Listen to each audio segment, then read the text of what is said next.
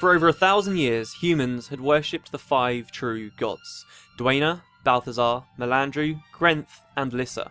They were mysterious travellers of the mists who, in a time long ago, had found the world of Tyria in a state of disrepair. They shaped it, bringing new life and undoing damage left in the wake of some older threat now silenced. Soon, Tyria became the lush and beautiful world humanity had come to live in. The gods lived in the holy city of Ara among mankind. The city's streets were lined with statues to them, and great parades were made in front of their quarters. Originally, there were 6 gods, but when Abaddon, the god of water and secrets, gave magic to the races of the world, it caused chaos as they turned it on one another in warfare. A man named Doric, who would later become king of all mankind, saw this destruction and travelled to Or, where Ara was located, to meet with the gods. He pleaded with them to take back their gift of magic, lest the world tear itself apart, and they conceded. Abaddon, though, did not agree. He fought the other gods against the decision, and only the combined might of the other 5 was enough to silence him, cast down and imprisoned within another reality, the realm of torment. Magic had been gifted to the races with the Bloodstone, a large chunk of magical rock. With an offering of Doric's blood, the gods split the Bloodstone apart. Its shards were cast into the caldera of a volcano on the hellish Fire Island chain, and, with that, the gods left Tyria and returned to the mists. For the next 1,000 years, they'd continue to interact with the world, but only from a distance, sending ambassadors or avatars in their place. They'd abandoned Ara, and though Or grew and changed, its holiest of cities remained the same, preserved in the hopes the gods would, one day, return. Their quarters were left derelict and intact, until all was sunk to the bottom of the ocean in the Cataclysm, many years later. 1072 years after the exodus of the gods. 1 year after the Cataclysm. The band of Ascalonian refugees stood on the banks of the Amnoon oasis. They'd been told to ascend, which would give them the gift of true sight. This could be used to defeat the White Mantle, as was written in the Flameseeker prophecies. But how? Vizier Kilbron had not elaborated before leaving their company.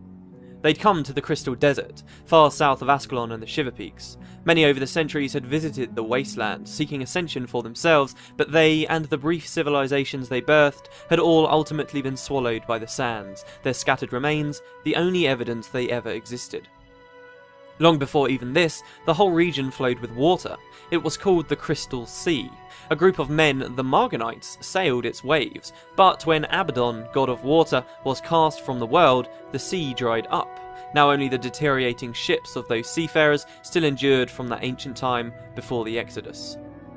The Crystal Desert was inhospitable and secluded from the outside world. A few men eased out a meagre existence at the Amnoon oasis, but deeper inland were only the passive ghosts and spirits of lost civilizations lingering on Tyria, where they had once failed to ascend.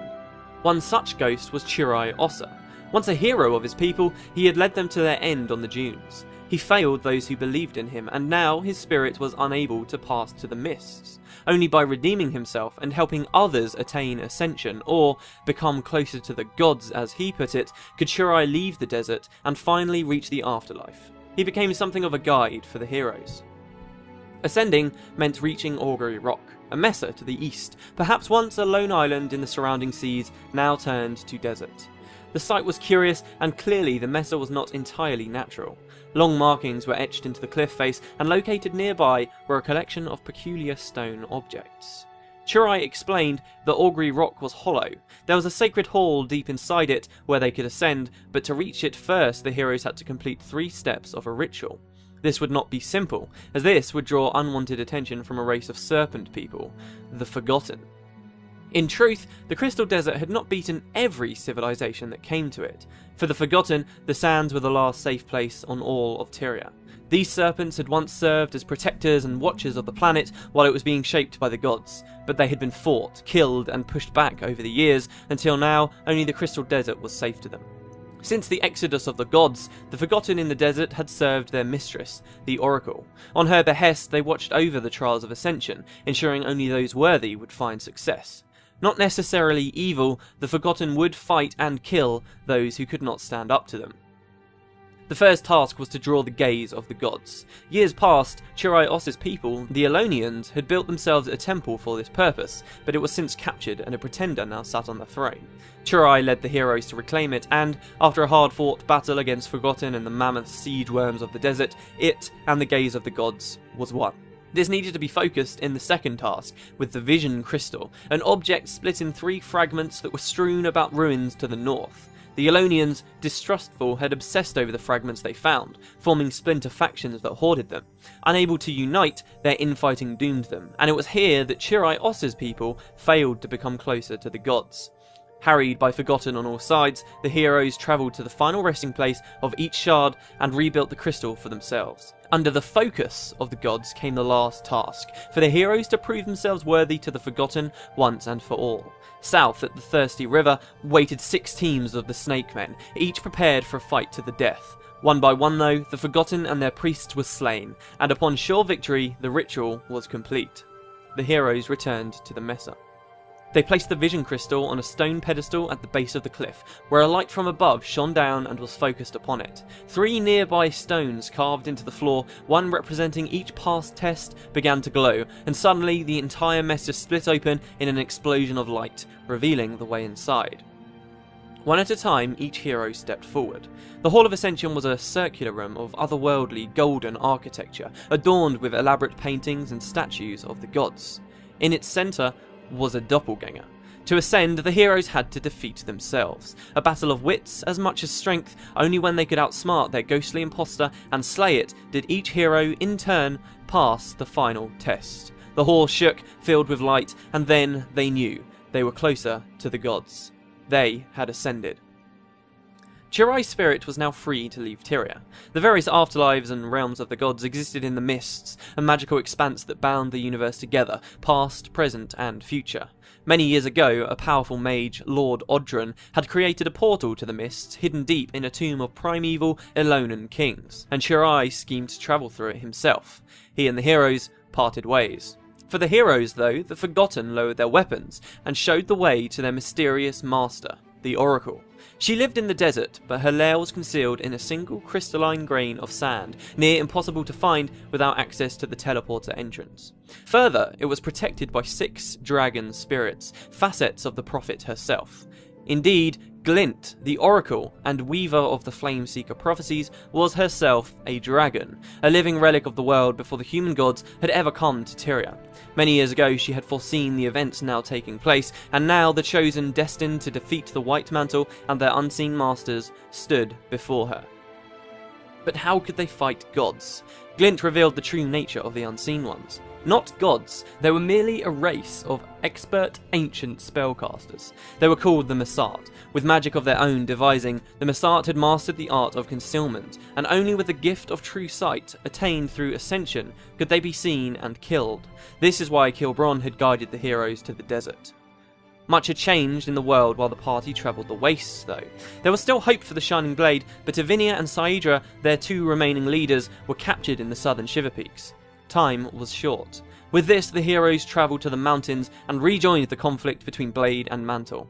What of the Vizier and the Sceptre of Ore, though, Glint did not say. After the Bloodstones were cast by the gods into the volcano at the Fire Island chain 1,000 years ago, it had erupted, sending the shards across the land.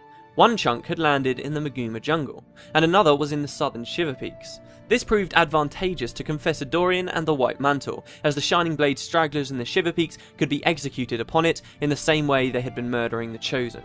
The Shining Blade still didn't know why the White Mantle were doing this, but Avinia and Saidra awaited that very fate.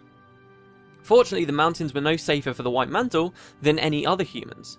This was dwarf territory. The hate-filled stone summit, led by Dagnar Stonepate, Prince Rurik's murderer, were making progress in their civil war with the Deldrimor dwarves, and they would kill any human, irrespective of whether they mantle or blade.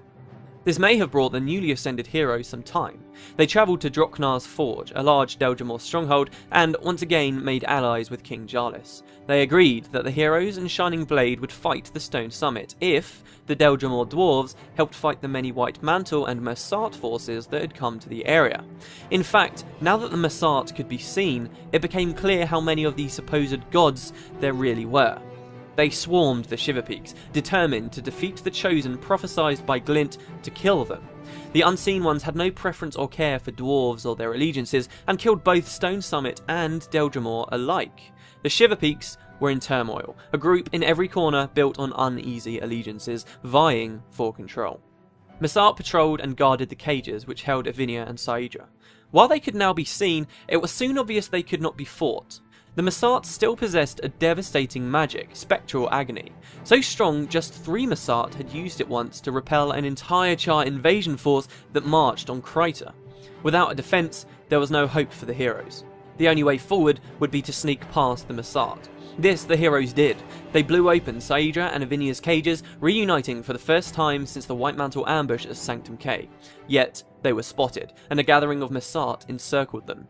Caught with no defence, there was no chance for escape, but Saidra, despite Ivinia's pleas, fled from the scene into the thick of the Messart, sacrificing herself. Strong, she was not immediately cut down, and she brought Ivinia and her friends enough time to slip by before succumbing to the Messart. Hotly pursued, the party fled through the mountains to rendezvous with the Deldrimor forces nearby, who lifted them to safety. With another ally killed and the Messart's power made clear, Ivinia hatched a plan. First, she wanted vengeance for Saidra's death and the breaking of the Shining Blade. Marcus, the traitor, who had been leaking information to the White Mantle, had been spotted nearby with a host of Mantle and Messart. Ivinia would hunt him down and kill him. Additionally, the Deldrimor dwarves, themselves just as ancient as the Messart, told tales of a great war the Messart once waged with another powerful, now defeated race, the Seers. There was a surviving seer nearby, and it could perhaps offer Ivinia and her allies advice on how to counter the Messart's spectral agony. They set off. Not difficult to find, the seer was in a small cave plagued by spirits. It floated eerily as the Messart did, and spoke with a cold, alien voice.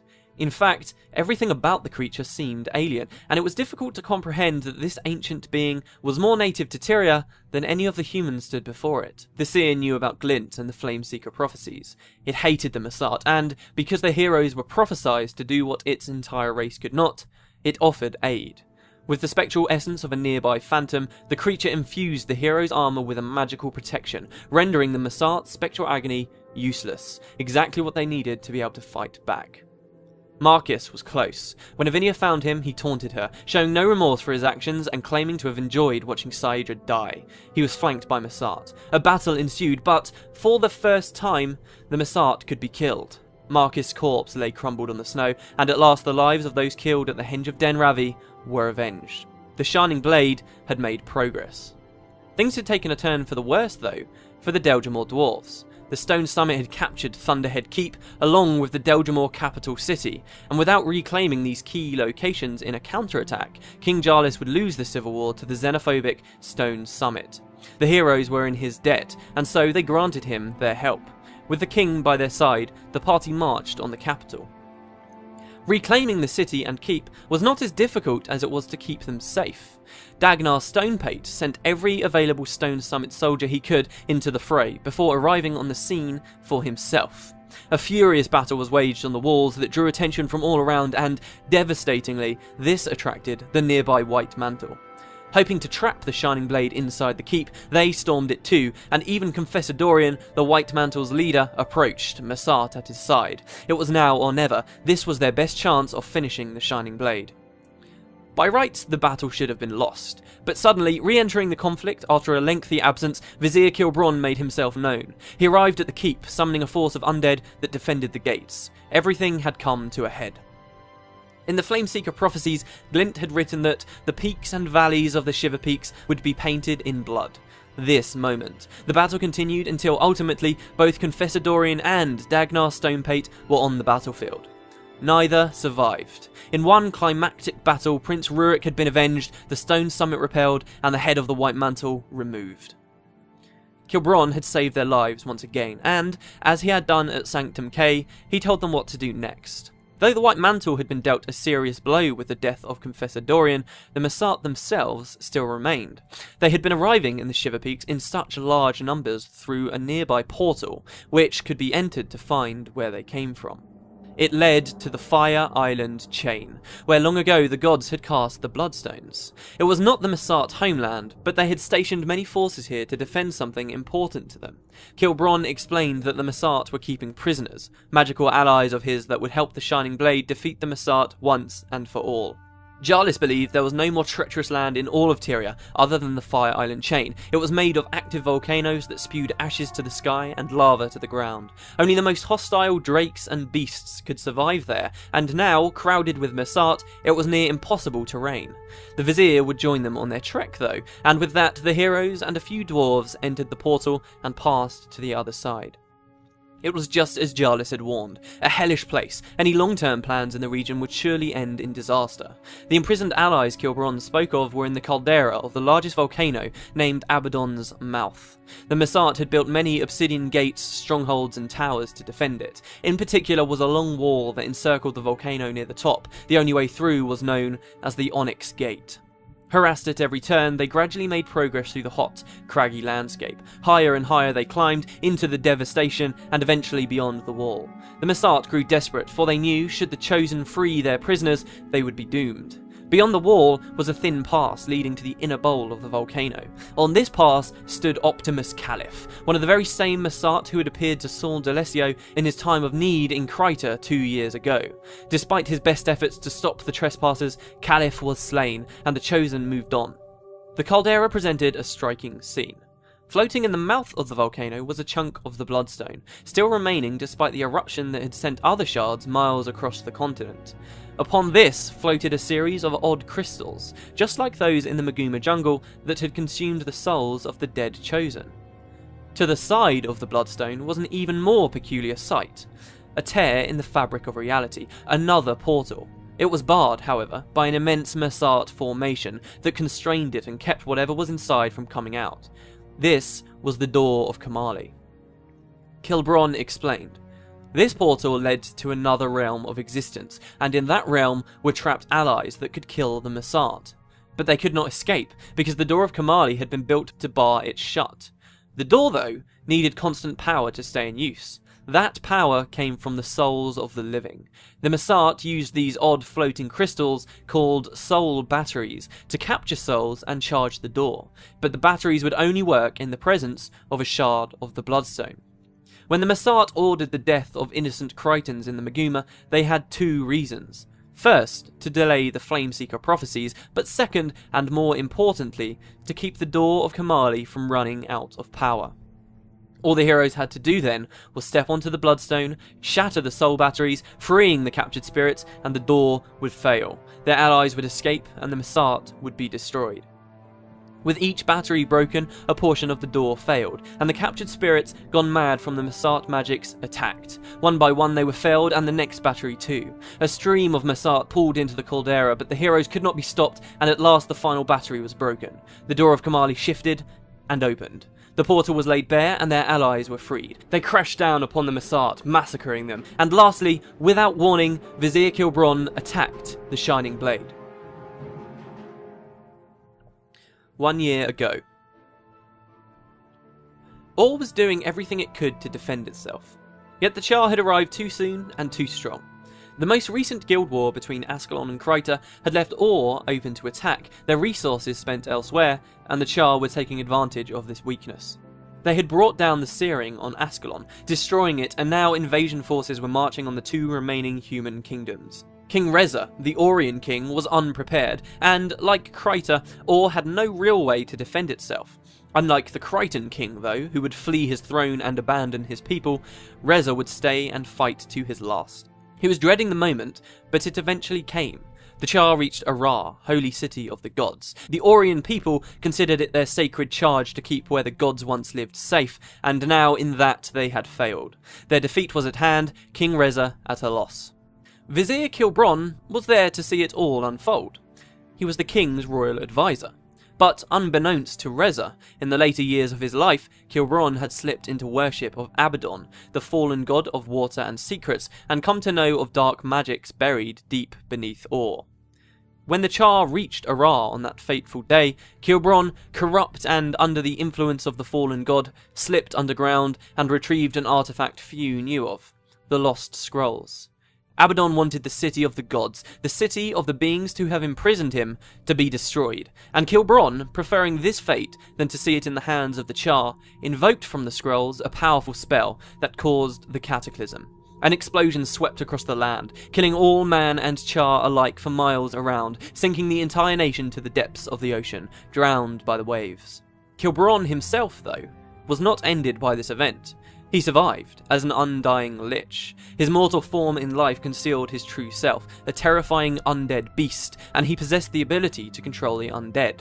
In time, he had learned of the Titans, beings of fire and malice created by Abaddon in the realm of torment, where the god was trapped. He schemed to free them. But there were two problems. First, the Masat. The race knew of the Titans too, and had built the Door of Kamali to prevent them from ever escaping. Kilbron could not challenge the Masat alone. Second, the Titans, once free, would only obey the one who wielded the Scepter of Ore, and this had gone missing long ago. Kilbron would have to wait until it was found. Perhaps not by chance, just 1 year later, the White Mantle, worshippers of the Masat, had recovered the scepter. They were intent to keep it from him, so the Vizier summoned forth an army of undead, from those killed on Ore during the Cataclysm, and set out to attack the nation and retrieve it for himself. The rest, you know. Now at last, the Titans were free, and the scepter was in his hands. The Shining Blade, Kilbron's pawns, were no longer of any use, and the Lich, unable to secure a quick kill, fled the scene. He opened portals of his own to the corners of Tyria, through which his new army of Titans began to march. If the heroes did not act quickly, all would be lost. Hotly pursuing the Lich, they found the location of the portals. Cutting through Titans with great effort, the heroes closed them once again, drawing the ire of their enemy and baiting him out for one final confrontation atop the Bloodstone. But Vizier Kilbron, the undying Lich, was not alone. Here, in the last place you would expect him, Hell on Tyria, and at the Lich's side, stood Prince Rurik. He was dead still, murdered months ago by Dagnar Stonepate on the northern Shiver Peaks, but Kilbron had visited the site of his death and reanimated him as a minion of his own. It was a failsafe, a gambit, a play on the hearts of the blade. As Rurik himself was compelled to fight against his will, so were the heroes. Their swords clashed. Before long, it was over, and Rurik once again had been felled. All that remained was the Lich. Outnumbered in the caldera of Abaddon's mouth, portal to the realm of torment laid bare, the Lich made his last stand. Yet, every time he was cut down, he rose once again. During his time, Vizier Kilbron had swallowed the souls of many living, and each time he was ended, he rose anew. But hope was not lost. In fact, this was exactly what gave the Shining Blade the advantage. For every death the Undying Lich suffered, the souls were released and sucked back into the soul batteries, still left floating about the Bloodstone by the Masat hours before. Gradually the batteries charged, and the Door of Kamali reformed. One by one the pieces of the gate rearranged themselves, until at last the portal to Abaddon's realm was barred shut. Then the Lich was spent. He fell to the surface of the Bloodstone one last time, and was still. It was over. The Flameseeker prophecies were complete. A vision of glint appeared before the heroes to deliver this news, but also to warn that the Fire Island chain had been thrown into instability. Abaddon's mouth would soon erupt, and it was time to flee. Back through the Onyx Gate and abandoned Masat strongholds they ran, back to the portal, and to safety. Only two things were left behind on the Fire Island chain. Rurik's magical sword Sahothin was forgotten, destined to somehow fall into the hands of the Char Ritzlock Brimstone 250 years later. And also, left by the Lich's side, was another artifact, the Scepter of Ore. Unlike Sahothin, however, the scepter would not wait to be consumed by the fire and lava. It disappeared, teleported to an unknown location, and was lost for a time to the people of Tyria. Epilogue. The Shining Blade were congratulated on their success. In their short time, the few Titans released had slaughtered the remaining Masat on the Fire Island chain, ending their immediate threat to the Critons. But some Titans had escaped through the Lich's portals before they were closed and had to be hunted down. The group of heroes embarked on one last outing, revisiting where they had once travelled to end their threat. In particular were a group of Titans in Ascalon. It was these fiery beasts that the Char had come to name as gods of their own years before. When they saw the creatures be killed by humans, they lost faith, and the credibility of the Flame Legion, the group of Char that had named them gods in the first place, was severely damaged. This bought King Adalbern more time to save his kingdom, but many long years would pass before that tale came to its tragic end. The threat of Abaddon, imprisoned as he was, had been in some small way revealed by the Flameseeker prophecies. But for now, the heroes knew relative peace. That is, until they received an urgent message from an old friend of Menlo's in the distant lands of Cantha, far to the south. Thanks for watching.